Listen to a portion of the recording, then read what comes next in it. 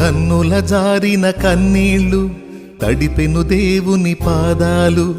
ఇప్పటి నుండి నీ కళ్ళు చూచును దేవుని కార్యాలు. కన్నుల జారిన కన్నీళ్ళు తడిపెను దేవుని పాదాలు.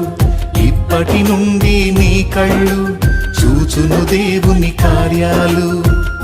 ఉందిలే దీవెనా ఎందుక వేదన, పొందిన యాతన దేవుడే మరచునా.